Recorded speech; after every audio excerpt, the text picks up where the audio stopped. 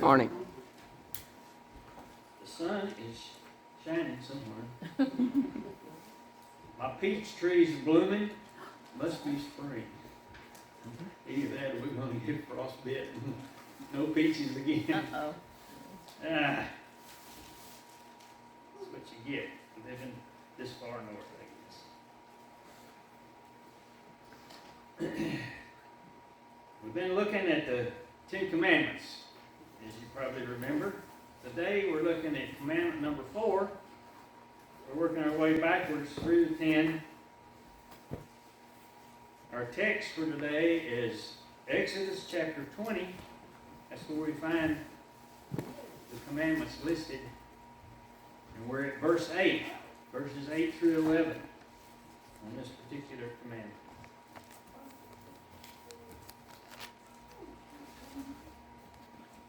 Exodus 20 verse 8 starts like this. Remember the Sabbath day to keep it holy. 6 days you shall labor and do all your work, but the seventh day is the Sabbath to the Lord your God. And in it you shall do no work, you, nor your son, nor your daughter, nor your manservant, nor your maidservant, nor your cattle, nor the stranger who is within your gates. For in 6 days the Lord made the heavens, and the earth, and the sea, and all that is in them, and he rested on the seventh day. Therefore the Lord blessed the Sabbath day, and he hallowed it. In Genesis 2, we read about the occasion that just spoken of there in Exodus.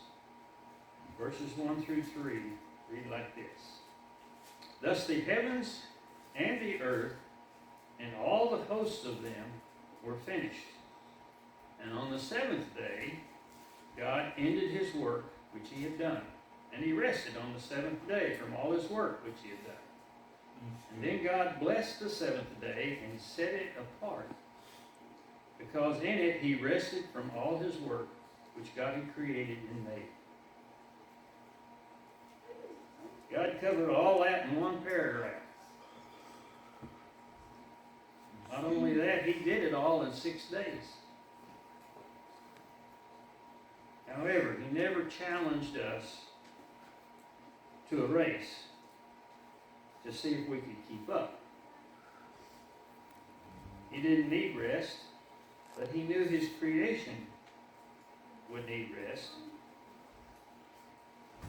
You might say he gave us an example. He has all the supplies of energy at his disposal. He never runs out of energy.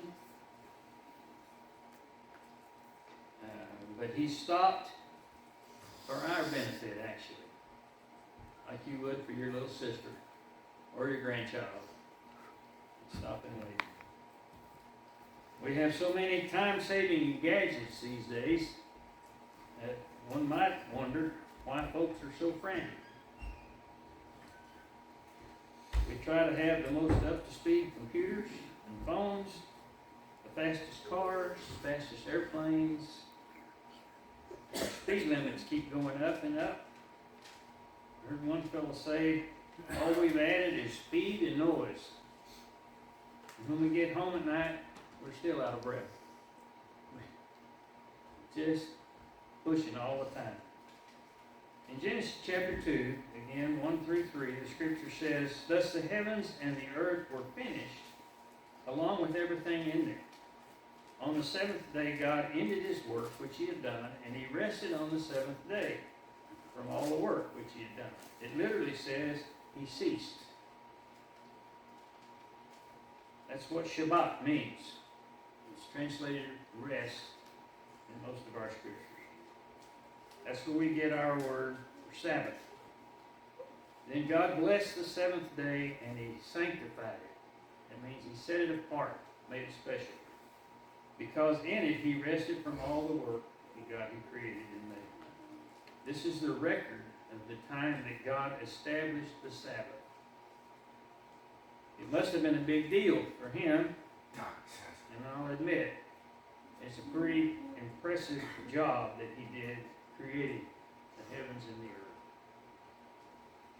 Even what can be seen with our naked eye is phenomenal. But if you look at the heavens through one of the big telescopes, the Hubble and now the James Webb's telescope, you just sit there with your mouth open just looking at the pictures. And you think, wow, it is so beautiful and so enormous. And how in the world could you do all that and keep it all going? And someday I'm going to just make video pictures. I'm going to stand up here and punch a button and say, look at this one. Now look at this. If you think that one's good, look at this one. And we'll just go through a list of them. And then I want to do the same thing on the microscopic level. And you go into the creation of things that the little one-cell animals. Well, I'm going to get ahead of myself here.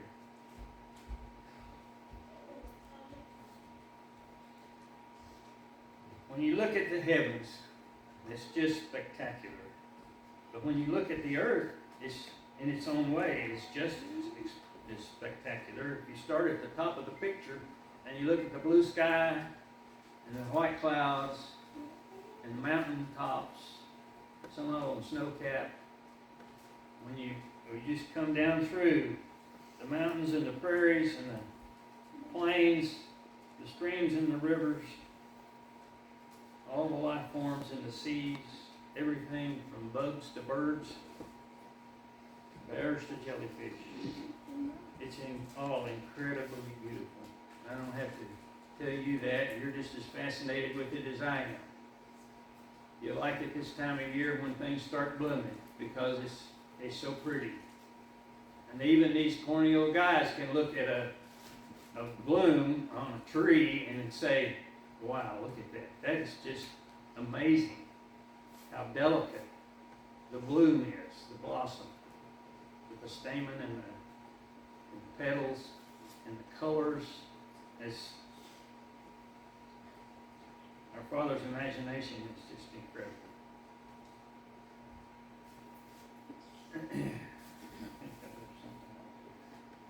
I'm reminded of the scripture in Isaiah 55 verse 9. It says, for the heavens are higher than the earth, so are my ways higher than your ways, and my thoughts than your thoughts. And I was thinking as I was looking at this Sabbath lesson, we might add, my rest is bigger than your rest. God's creation, He established a rest for everything. If you need to go further, drag out the electron microscope and take a look inside the cells of our bodies and the little one-cell animals that live in the pond over the hill or even in the creek out the window. We never tire of looking at the beautiful world we live in. And as for the universe grand and the universe minute, how long have they been there with no one to see and appreciate them? You know, it's only been in the last 35 or 40 years that we had things like the Hubble telescope or the James Webb. We saw through things that we had seen with just regular little small telescope. I say small, like the McDonald Observatory, which is a fairly large telescope, but we just didn't have anything that would reach out as far as these larger space-bound telescopes. But how long has it been like that? The things we see on the James Webb telescope have been there since God created, and yet no one has been able to appreciate it or enjoy it except Him. He created it because He likes to create. It's the same with the microscope. It's amazing to me. I could sit and watch some videos of what goes on in the cells in your body. how proteins form into amino acids, and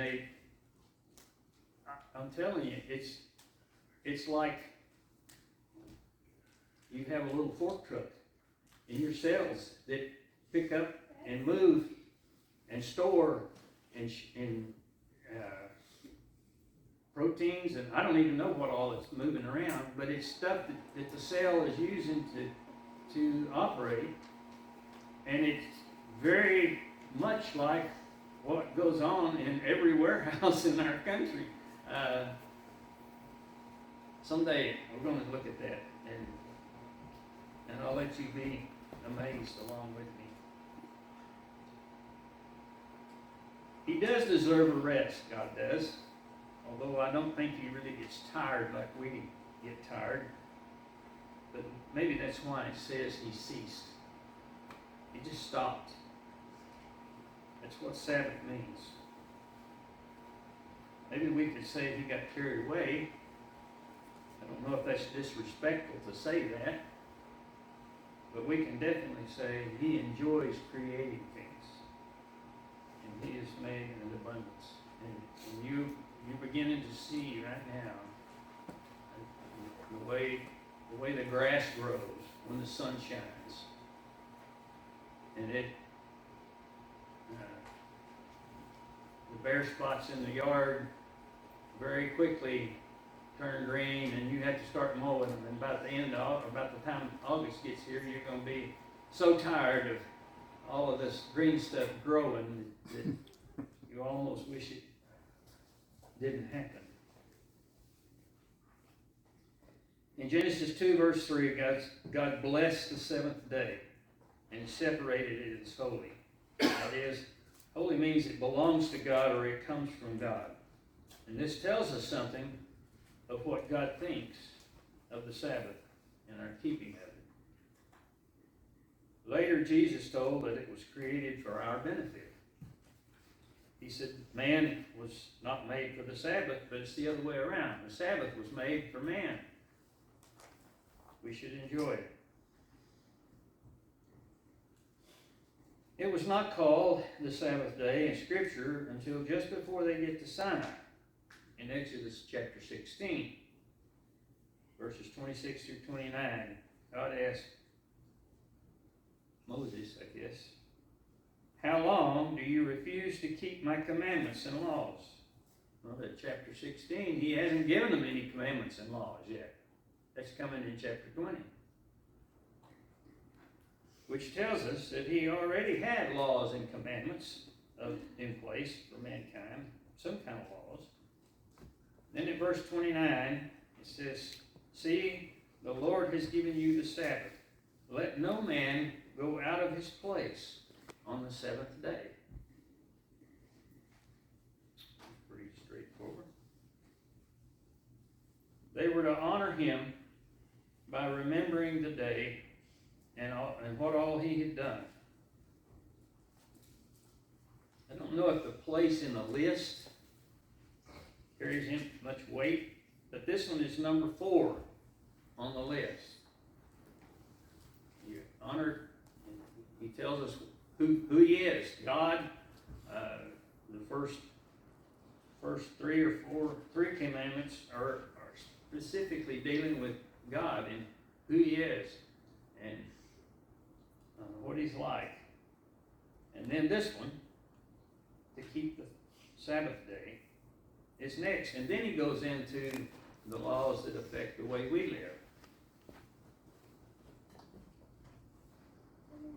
Maybe it says something. A little later in chapter 20, verse 8, we read a while ago, when God's people were at Sinai, God's giving Moses his teachings and laws, and the text says, "Remember the Sabbath day." He'd already fussed at them for not remembering, and it indicates that God had not changed his mind from the beginning in Genesis 2, and that they were aware that there was a day there that had been set aside. In Exodus chapter 31, verse 12 to 18, the text says several times to remember the Sabbath, or that the Sabbath is a sign between God in heaven and his people, particularly Israel. It's a sign forever. It's a sign of perpetual covenant throughout their generations. In Deuteronomy 5, verses 12 through 15, I want to read that to you. Moses is reminding the people to keep God's laws. And this keeping the Sabbath is probably the oldest of the regulations God has given. This life was never intended to be hectic or chaotic, but most of us go at it like it's a life or death race, like there's a big prize waiting at some finish line somewhere. Listen to these words as I read verses 12 through 15 of chapter 5. Observe the Sabbath day to keep it holy, as the Lord your God commanded you. 6 days you shall labor and do all your work. The seventh day is the Sabbath of the Lord your God. In it you shall not do any work. You, nor your son, nor your daughter, your maidservant or manservant, nor your ox, nor your donkey, nor any of your cattle, nor the stranger who is within your gates, that your manservant and maidservant may rest, as well as you. And remember that you were a slave in the land of Egypt, and that the Lord your God brought you out from there with a mighty hand and by an outstretched arm. Therefore, the Lord your God commanded you to keep the Sabbath day. We're not Israelites and we didn't come from Egypt. But the same God who delivers us as we did deliver them. And he does for us many of the same things that he did for them. In chapter 7, Chapter 7 of Deuteronomy, Moses is recounting the blessings promised to God's people. He's going over, it's the retelling. Deuteronomy is the retelling of the law. He's just rehearsing. Moses is just about to die, and he's making sure the people have heard one more time. He's going over the blessings promised to God's people if they only keep his commandments, obey his instructions. Just sometime read the whole chapter, the instructions and the blessings. Blessings like fertility for them, for the livestock and their fields. No diseases for them or their livestock. Protection from enemies. God promises again to honor the covenants that he made with Abraham, Isaac, and Jacob. To bless all nations of the earth through that family line, and he's come through on that promise. We can see how it has happened. In Galatians chapter 3, verses 7 through 9, assures us that through trust or faith, that we can be counted as children of Abraham. And we can count on having the blessings promised to him long ago through his family. Let me read to you those couple of verses, chapter 3. Therefore know that only those who are of faith are sons of Abraham. And the scripture, foreseeing that God would justify the nations by faith, preached the gospel to Abraham beforehand, saying, in you all the nations of the earth shall be blessed. So then those who are of faith are blessed with believing Abraham. So, if we live our lives by trusting, as it speaks of, then we can be trusting God. I guess not just trusting ourselves or by chance. When we look at the lives of the Apostle Paul and Peter in Scripture, we see that they honored and kept the Sabbath all the way through their lives, as did the earliest church congregations, especially as long as they were primarily Jewish in membership. But the Sabbath was not originally a Jewish law. It dates back to creation and is given to all mankind. There is much benefit to honoring the day that the Lord rested by resting ourselves. I'll quickly give you 7 benefits of resting.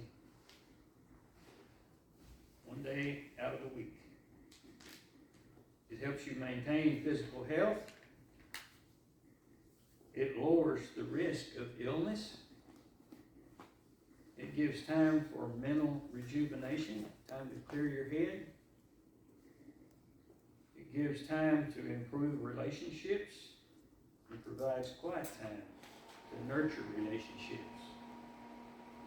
It increases productivity on the other 6 days of the week. It gives time to build a deep relationship with God as you remember Him as your Creator. And 7th, it gives time to think about who you are and self-awareness. There's some things to think about.